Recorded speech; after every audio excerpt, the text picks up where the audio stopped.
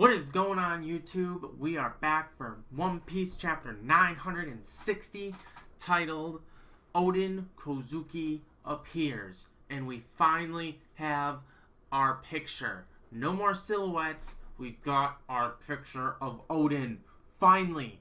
Okay, so we start the chapter off with our usual gang beige, all of my family. And we are actually in Dressrosa searching, and the funny part is it looks like Beige has a white mustache on, which is exactly what Luffy and all of those guys had when they were doing that in theirs. So I don't know if that's just coincidence or if somehow they figured out, because Kinemon gave them their disguises. So I don't know. But he's just asking person to person if anybody's seen Lola. When I first saw these two, I thought that they looked like Amazonian, like the women from Amazon Lily, and I don't know. I don't know if that'll lead anywhere. I thought another fun thing might be because the girl on the left, the shorter one, kind of has hair that resembles Lola. Maybe within the 2-year time skip, that's just how she looks now. Oda has done weirder. Just look at Alvida from the very first, when she was super big in the very beginning, and then she got super smooth with her devil fruit. We start off the first page with a wide shot of Wano, and it's just a beautiful, beautiful shot of different aspects in different areas, and we see the main castle and Curie in the background. So I'm going to go out and assume that this whole area is Curie, because I think Curry had the Paradise Farms, if I remember the story right. I'll have to look back into that. But everything is just gorgeous. I mean, it even says, there's no factories anywhere. Nothing's happened yet. And just the whole place is just gorgeous looking. And it's really sad to see how gorgeous this all looks. And then look back a couple chapters, or 10, 15, 20 chapters ago, however many it was, and see how destroyed it's become under Kaido and Shogun Orochi. For the next page, we go to Osuru's tea house, and I'm going to assume that this is the exact same tea house in the exact same spot. I haven't done the math yet, but we find out that in the current timeline, Oden is 18 at this moment, so we'll have to see where that is in retrospect to everything else we've learned. I'll have to write up a little timeline, and then I'll put it on. I won't be able to do it this week, but I'll maybe do it next week, because hopefully we're still in an Oden flashback. We're seeing Osuru talking to 3 samurai, and what's happening is they're talking to her about how they've been hunting a mystical creature for over a year. Well, for a year. So this is just yet another confirmation that Wano is still full of mystical creatures. They have not been hunted down as they have been in the normal world, or that's at least what we've suspected has happened, since we haven't seen any, but there's been all sorts of mystical creatures here in Wano itself. On the next page, we actually come back to seeing that they have the pig, and it's a white boar, and it's just an adorable little piggy, and I love him so much, and I can't wait to see how he factors into the rest of it with everything else. And apparently, to the Kurogoro boss, he is worth 1 platinum coin. And according to Osuru, this coin is worth enough to build an entire house. So it's a valuable coin. Not like it's sort of like the platinum chip from Fallout. Sorry, I instantly thought of that the second I saw it. We continue the same page to see that they are outside talking, and Osuru actually hears something on the inside, and we see a silhouetted person doing something, but we don't know what. And then we cut to the next page to see that it is Kinemon trying to rob Osuru's purse. He needs money for his big bro, who we're not sure who that is, because it could be Denjiro, who we see later in the chapter, but it also, because it can't be Odin, because it's revealed at the very end that Odin doesn't know who these two are. So he can't be stealing money for Odin yet. But he's stealing money for somebody. Somebody's his big bro. Is it Denjiro? Is it somebody else? We don't know yet, but hopefully it'll be revealed next chapter. So Otsuru just beats the crap out of Kinemon and smacks him to the ground. And basically, she threatens him, saying, if you touch my wallet again, I will sell your organs. And his face is just hilarious. And she even comments to him, like, do you know how much debt I'm in? Like, no, that's not okay. Otsuru doesn't want him to have the money because she knows that his big bro is losing it, whoever he is, he's losing it for gambling. So, I'm curious to see who it's going to be. And those three guys, they just, they leave their money on the table, and they're like, we're leaving, bye. And they just leave as Suru's beating the crap out of Kinemon. And we just see him leaving off in the distance. On the next page, however, we see that their luck was not very fortunate, as they are already being robbed of the little piggy by none other than Kinemon, who is dressed in an amazing looking loincloth here.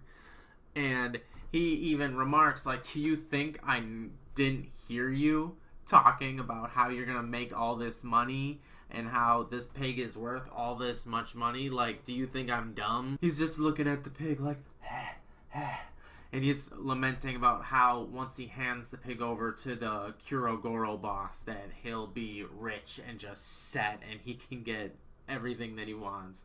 And then he even takes it a step further and he takes their wallets and clothes, which kind of shows to me that I don't think he has his devil fruit yet. Because if he can make clothes, and he knows he can do that, he just thinks it's mystical powers. So, he must not have that ability yet. I wonder when he does get it. One other thing I did want to add, too, is especially in the shot of him from the side holding the pig. Now, this might be just me trying to connect dots that aren't there, but he looks a lot like Cuddy Flame or Frankie as a child before he got all messed up from hitting the train. Could it be a relation? Probably not, but I just wanted to point it out because I noticed it. I always like to point that stuff out. On the next page, we also finally get a reveal of Odin's father. A little bit before Odin himself, but we get his father's reveal. They talk about his life in a summary and about how this is his 38th time attempting to leave the country, and once again he has failed, as he has every other time, and his father's just lamenting on the fact that he's happy he's still alive, which is a good thing. And then they go through a quick summary of his life, which I am going to go through a summary of his life in a quick fashion of myself, because there's a lot to read there. So you can read it yourself, but I'll give you a brief summary of what he says. So basically the guy starts off at Odin's early ages, and he just starts going down the list. And he goes, at 1 year old, Odin was strong enough that he threw his wet nurse. At 2 years old, Odin was fast enough that he could catch a rabbit. At 4 years old, Odin was strong enough that he defeated a bear by throwing a boulder at it and it killed it. By 6 years old, Odin was already frequenting the red light districts and drinking the coffers clean in the castles. By 8 years old, he was already fighting with the gamblers while drinking and gambling. By 9 years old, he was already blacklisted by the Yakuza and banned from all of their gambling sites. By 10 years old, as revenge to this, he set fire to their gambling dens and started a war with the Yakuza and was arrested and sent to prison for it. As a prisoner, he found that he had a strange talent for carving stone and working with stone, in which he quickly rose to the quarry boss in this prison sentence. And it must have lasted 4 years, because he came out when he was 14 years old.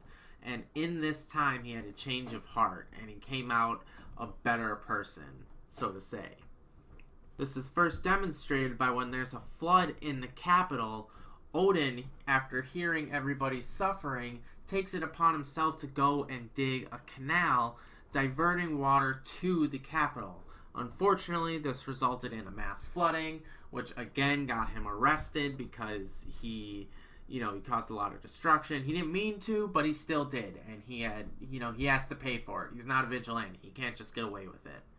And he got away with it attempted to get away with it by attempting to flee up the river he made to escape the country, which again he failed to do.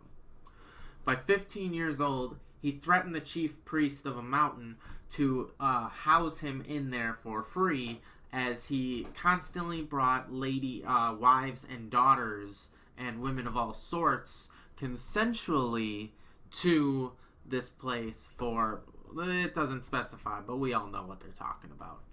And then this actually caused him to start the harem wars amongst all these men who came to reclaim their wives and daughters.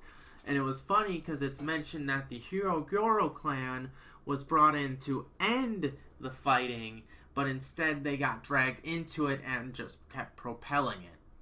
Now, what also is interesting is Odin's dad specifically mentions that this is something an evil spirit would do. And I think that has something to do with his swords, because we see he still has his swords. And if I remember right, I don't know if it was in the region of Ringo or if it was in every region, but it was specifically stated that when born, they get a sword, and then it's placed as their death marker.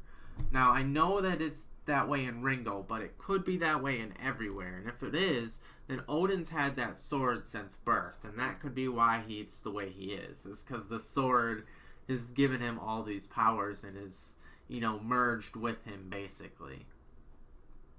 And then we get to current times, which is Odin at 18 years old, and it is his father handing his messenger a disown letter to give to Odin without saying anything, because, we didn't even get to hear the death count, but, I guess it must be high if his father doesn't even want to hear it. So that is the information stretched over a couple pages about Odin's life, so we just kind of get a little feel for him. I hope that next chapter we still get more in depth about him, because the more we learn, the more curious I get, and the more interesting he gets. And I just love him already. So let's keep moving forward, and let's get to his reveal. So on the next page, we have Kinemon running through the capital, and he actually runs past the Kyorogoro clan, who sees him, and is like, "Oh, that's Kinemon! Let's get him!" And he's like, "Oh no, guys, don't worry, I'm gonna pay you back, like I'm going to get money right now. I've got like this boar, I'm gonna go trade him in and get money, like I'll pay you back, I promise." And they're like, we're sick of your lies, and they're chasing him down, and they're like, let's get him. And it cuts over to the big boss man, Hirogoro himself, and we get to see him in all his huge glory with his big fire hair mane, whatever it is. It was awesome. And he sees him and he goes, "The brat that stole our money, right?" Because I don't know how, I imagine he talks back. "The brat that stole our money, right? Capture him and skin him alive. But don't fight him one-on-one. He's too strong for you guys. You guys are weaklings." And they're like, "What? You must be joking. We'll catch him. Don't worry." And then Oda does what Oda does best, and we get Denjiro. We get Denjiro as a kid in this flashback, who we don't know what he looks like. However, as this picture will show you here, this sword looks very familiar, and those goggles also look pretty familiar. I'm thinking that Denjiro is probably king, which is upsetting because it gives me a big old L, and I'll take it. Denjiro is not Kuroshiro. I will admit it. I will stop fighting people on Anna Twitter, because people get crazy and they always hate when I suggest that one. He's not Kuroshiro. He's king. Okay, so we'll see what happens further with this, but it just keeps getting better. How does Oda keep doing this? So we actually see Denjiro using wordplay to con this shopkeeper out of 30 gold as Kinemon watches on going, hey, that kid's like stealing from him. So I think there might be a typo error for the scan that I'm reading because it seems that Kinemon doesn't know him. But later he's talking to Denjiro like he does know him. So it might just be the way I'm reading it, but I just wanted to point that out too. And then the shopkeep points out like, hey, why do I only have 30 coins? Like, this doesn't make sense. And we don't see how he gets away. He's just gone. So we'll have to see later what he actually can do.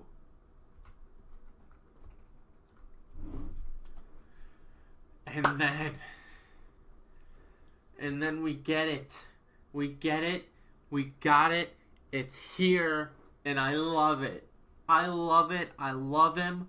Everything about it so far. Everything about him so far. This is what made this chapter for me, was this right here. Just his introduction. What an introduction. I don't think we've ever gotten a better character introduction. And I honestly, I can't wait for this moment to be animated. This is going to be such an intense moment in the anime. Oh my god. I mean, cooking Odin on a funeral pyre for an introduction. Odin is a bad ass. Okay, so I'm not going to get too much into what he's actually doing, but he's garbling down Odin while he's on a funeral pyre. It seems that he knows the guy. I mean, I assume he knows most everybody there since he's the son of the Shogun, but we don't really know. So we'll have to wait and see. But either way, I'm excited because we have it. We have the picture of him. We see what he's like and some aspects of him. And it's just amazing. On the next page, he finishes his Odin, he guzzles it down, and he leaves his sake cup on the funeral pyre, telling the guy who died, Katsutsu, that the next time that they have a drink will be in the afterlife. So, just a badass moment, and he walks away, and it kind of silhouettes him halfly, and he's all, my apologies, relatives, and all the women on the next page are swooning, and all the daughters are swooning, and they all have hard eyes, and the men are crying, and they're, restrain your daughters, restrain your wives, it's the Odin charm, it's the Odin flame. Then later on that same page, we see Odin walking down the capital, and he just has no care in the world. He has the kind of attitude that says that if anybody tries to tell him no, he'll be like, well then, fight me, because I'm going to do what I want anyways. And even the guys who are following him, he's talking to them going, y'all are here to arrest me, aren't you? And he's like, yeah, but you can bribe us. And he's like, you're not supposed to ask for it. So he's just talking to these guys like he doesn't care. He strikes me like Roger, and I think that's why they like him. Because he seems like a guy who just wants to do whatever he wants to do. Like, he won't necessarily break the rules, but you can't tell him no. Because he'll be like, okay, but then we're going to fight. And if I win, I can do it. Because that's how the rules work, you know? You can't tell me no after I beat you. And he points out that everybody is running away, like towards him, away from something in the capital in a panic. And there's a big commotion going on that they're walking towards. And he's looking up to the fire tower, and they're ringing the fire bell, but he says that he sees no fire. So he's wondering what's going on. Then on the next page, we cut back to Kinemon and Denjiro together, which actually, they're talking to each other like they know each other. So like I said earlier, it seemed like they didn't the way Kin was talking, but now it seems like they do the way that they're talking. So I think it might just be a translation error. I'll wait for the official translation, which you should always read, on Monday, and I'll double check there. But it's funny because they're talking about the the lore of the pig, and Denjiro actually specifically mentions, like, this is the pig that the boss wants to destroy the Hirogoro clan, which is Old Man Hyo's clan. And which is funny because we thought he wanted the pig to be on display, but in fact he wants it to summon what is actually causing the commotion in the capital, which is the god of the mountain. It is real, and it is a giant pig, which is a shame because until we see it, which we see a little picture of it, as I'll display here, but until we see an actual, like, large picture of it, all I'm going to be able to imagine is the mom pig from Seven Deadly Sins that they all ride on. I think it's Hog's mom. I'll have to double check, but the giant, like, green pig that holds Meliodas' bar. And then it cuts to Kinemon actually crying because he's freaking out that, oh my god, I'm the reason that the capital's going to be destroyed. Like, holy crap, I can't believe this. And then it shows Odin standing right next to them, and he goes like, I've got no idea who you guys are, but give me that pig. And he wants the pig, so who knows what Odin's going to do with it, dear God. But that is the end of the chapter. No break next week, which is always amazing news to hear because breaks break my heart and they break everybody's hearts and they just suck. I mean, I know Odin needs it, but I hate breaks. I think everybody does. So, look forward to the next chapter in a week. Look forward to the official release in a couple days because, as I said, you should always support the official release. It's a small subscription fee, and it's just something that you should do, especially if you read the chapters early like me. I feel like you just... It weighs things... It evens things out to me. Like the video if you like the video. Subscribe if you want to be notified of future videos, because I try to do this every week. I set up a new schedule, actually, so I do have some news. Every Friday, I will upload my One Piece video for the chapter review. If there was no chapter, I'll try to do a One Piece theory video. And then Saturdays and Sundays, I do streaming on Twitch, which is just... I just felt like plugging that. And then Mondays are another YouTube upload day where I upload a random, it alternates depending on what I'm going to do, video.